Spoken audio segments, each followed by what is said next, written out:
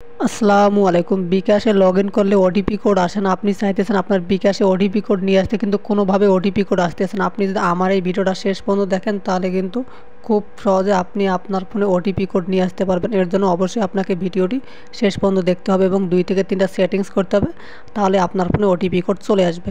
তো প্রথমে আপনি আপনার ফোনের যে ডায়াল প্যাড আছে এখানে চলে আসবেন। আসার পর আপনি ডায়াল করবেন *247# এটা লেখে আপনি ডায়াল করবেন আপনার বিকাশ সিমে। ডায়াল করার পর একটু অপেক্ষা করবেন। যারা ভিডিওটি দেখতেছেন, ছোট্ট একটা রিকোয়েস্ট, প্লিজ সাবস্ক্রাইব করে অনেক অনেক বেশি শেয়ার করে দেবেন।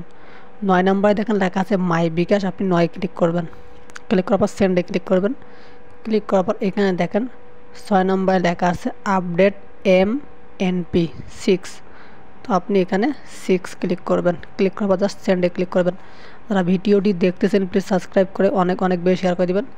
এখন আপনি যে সিম দিয়ে SMS দিয়ে আসতে চাইতেছেন, ওটিপি কোড নিয়ে আসতে চাইতেছেন, অবশ্যই আপনার সেই সিমটা ক্লিক করবেন। এখন আমার হলো জিপি সিম, তো আপনার যেই সিম হয় সেই নাম্বারটা আপনি দিবেন। তো জিপি 1 নাম্বার আছে 1 দিবেন, আপনার যেটা থাকবে সেটা দেওয়ার পর সেন্ডে ক্লিক করবেন।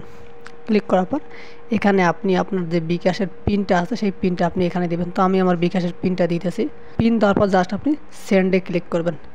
সেন্ডে আপনি ক্লিক করবেন। ক্লিক করার পর একটু অপেক্ষা করবেন, দেন আপনি এখান থেকে চলে আসবেন।